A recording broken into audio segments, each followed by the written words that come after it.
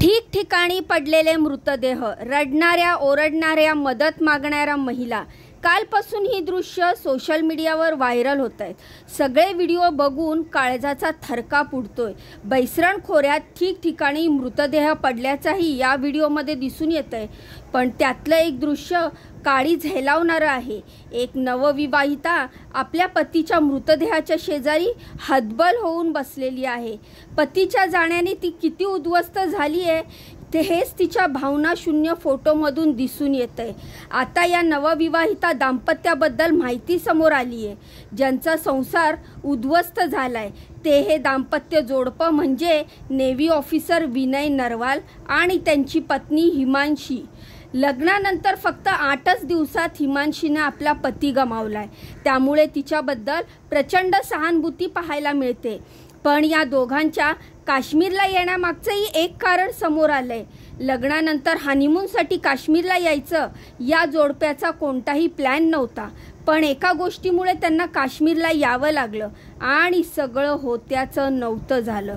दहशतवादी हल्ल्यामध्ये लेफ्टनंट विनय नरवाल आणि हिमांशी सोबत नक्की काय घडलंय, या नवदाम्पत्याची नक्की स्टोरी आहे तरी काय, आणि त्यांना हनीमूनसाठी काश्मीरला का यावं लागलं त्याची स्टोरी सांगणारा हा आजचा व्हिडिओ आहे. त्यामुळे मित्रांनो, व्हिडिओ पूर्ण बघा. व्हिडिओला लगेच लाईक करा, चॅनलला सबस्क्राईब करा.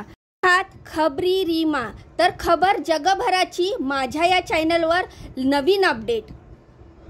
नरवाल हे मूळचे हरियाणातील कर्नालच्या भुसली गावात राहणारे, पण त्यांचं कुटुंब गेल्या 15 वर्षापासून हरियाणाच्या सेक्टर 7 मध्ये राहत आहेत. त्यांच्या परिवारात वडील राजेश नरवाल हे पानिपतच्या कस्टम डिपार्टमेंटमध्ये अधीक्षक पदावर काम करतात. आजोबा हवासिंग हरियाणा पोलीस सेवेतून 2004ला निवृत्त झालेत. त्यांची आई आशा देवी, आजी बिरू देवी आणि लहान बहीण सृष्टी असं 6 जणांचं त्यांचं कुटुंब. विनय शाळेत असल्यापासूनच अभ्यासात खूप हुशार होते. कर्नालमधल्या संत कबीर शाळेतून त्यांचं शालेय शिक्षण पूर्ण झालं. त्यानंतर त्यांनी दिल्लीतून बीटेक केलं. पण विनयला देशाची सेवा करायची होती. त्यांच्या आई आणि वडिलांच्या कुटुंबियांना देश सेवा केली होती. विनयचे आजोबा हवासिंग हरियाणा पोलीसमध्ये रुजवायच्या अगोदर BSF मध्ये नोकरीला होते. घरातच देश सेवेचा वारसा असल्यामुळे विनय शाळेत असतानाच ची परीक्षा क्लिअर झाल्यानंतर विनयला अपयश आलं. पण हार न मानता त्यांना SSBची तयारी सुरू केली आणि 3 वर्षापूर्वी त्यांचं नेव्हीमध्ये सिलेक्शन झालं. शाळेत असल्यापासूनच बघितलेलं विनयचं देशसेवेचं स्वप्न अखेर पूर्ण झालं होतं. नरवाल कुटुंबियांनाही याचा खूप आनंद झाला आणि आपल्या मुलालाही देशसेवेचं वेड आहे हे बघून त्यांना त्याचा खूप अभिमानही वाटला. नेव्हीचं प्रशिक्षण पूर्ण झाल्यावर त्याचं पोस्टिंग केरळच्या कोचीमध्ये झालं आणि विनय नरियाल करिअरमध्ये सेटल झाला होता. त्यामुळेच विनयच्या लग्नासाठी त्याच्या घरच्यांनी तयारी सुरू केली. काही महिन्यापूर्वीच गुरगावच्या हिमांशीचं विनयला स्थळ आलं. हिमांशी सध्या PhD करते. त्यासोबतच ती मुलांसाठी ऑनलाईन शिकवणी वर्गही घेत होती. हिमांशीचे वडील गुरगावमध्ये एक्साईज आणि टॅक्सेशन ऑफिसर म्हणजेच ETO पदावर कार्यरत होते. विनय आणि हिमांशीचं लग्न ठरलं आणि 16 एप्रिल 2025ला त्यांच्या लग्नाची तारीख निश्चित झाली. विनयच्या लग्नाच्या तयारीसाठी विनयने सुट्टी घेऊन 28 मार्चलाच घरी आला. विनय आणि हिमांशी यांची 4 एप्रिलला एंगेजमेंट झाली. विनय आणि हिमांशी यांनी लग्नाची प्रत्येक गोष्ट व्यवस्थित प्लॅन केली होती. मसुरीला डेस्टिनेशन वेडिंग करायचं ठरलं होतं. त्यानुसार त्याचं लग्नही झालं. 16 एप्रिलला मसुरीमध्ये कुटुंबीय आणि जवळच्या लोकांमध्ये ग्रँड डेस्टिनेशन वेडिंग पार पडलं. मित्र आणि नातेवाईकांसाठी 19 एप्रिलला कर्नालमध्ये मोठं रिसेप्शनही झालं. लग्नानंतर हनीमूनसाठी या दोघांनाही युरोप टूरवर जायचं प्लॅनिंग केलं होतं. या दोघांचंही युरोपला जायचं स्वप्न होतं. पण नियतीच्या मनात काहीतरी वेगळंच होतं. हनीमूनला जाण्यासाठी विनय आणि हिमांशीनं युरोपच्या विजासाठी अप्लायसुद्धा केला होता. पण त्यांना विजा मिळण्यामध्ये अडचणी निर्माण झाल्या आणि त्यांना युरोपला जायचा प्लॅन कॅन्सल करावा लागला. पण याच गोष्टीमुळे पुढे मोठा अनर्थ घडला. युरोपचा विजा मिळाला नाही म्हणून या जोडप्याने हनीमूनसाठी जम्मू काश्मीरला जायचं ठरवलं. हनीमूनला जायच्या आधी दोघेही 20 एप्रिलला गुरगावला हिमांशीच्या आईवडिलांना भेटायला गेले. मग विमानानं दोघेही जम्मू काश्मीरला पोहोचले. 21 एप्रिलला दोघंही जम्मू काश्मीरमधल्या एका हॉटेलमध्ये उतरले. दुसऱ्या दिवशी 22 तारखेला दोघेही पहलगाममध्ये पोहोचले. मिनी स्वित्झर्लंड अशी ओळख असलेल्या बैसरण व्हॅलीमध्ये त्यांनी जायचं ठरवलं. त्यानुसार त्यांनी सकाळचा वेळ या व्हॅलीत छान एन्जॉय केला. त्यानंतर तिथे असलेल्या एका रिसॉर्टवर जाऊन त्यांनी जेवण केलं. मग दुपारी दोघेही जण बैसरण व्हॅलीमधल्या स्पॉटला गेले. उंच पर्वत, चिनारच्या झाडांनी हा प्रदेश वेढलेला होता आणि मध्येच मोठी मोठी कुरणे. या सगळ्या निसर्गरम्य परिसरात विनय आणि हिमांशी यांनी फोटो सेशन केलं. त्यानंतर त्यांना भेळपुरी खायची इच्छा झाली. तेव्हा व्हॅलीत असलेल्या दुकानात जाऊन ते भेळपुरी खात होते. त्याचवेळी अचानक त्यांना गोळीबाराचा आवाज ऐकू आला. तिथे असलेल्या पर्यटकांमध्ये एकच गोंधळ उडाला.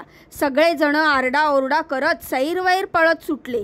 कुणालाही काही कळायच्या आतच मिलिटरी वेशात असलेल्या 4 ते 5 दहशतवाद्यांनी गोळ्या झाडायला सुरुवात केली आणि काही क्षणातच मिलिटरीच्या पोशाखातले हे दहशतवादी विनय आणि हिमांशी जवळ आले. त्यांनी विनयला त्याचं नाव विचारलं. हे दहशतवादी असल्याचं विनयच्या लक्षात आलं. तेव्हा विनय त्यांच्याशी बोलायला गेला. दहशतवाद्यांनी विनयचं ओळखपत्र मागितलं.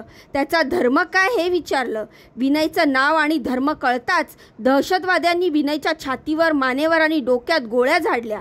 या हल्ल्यानंतर विनय जागीच कोसळला. आपल्या डोळ्यासमोर आपल्या पतीला गोळ्या घातल्याचं पाहून हिमांशी घाबरली.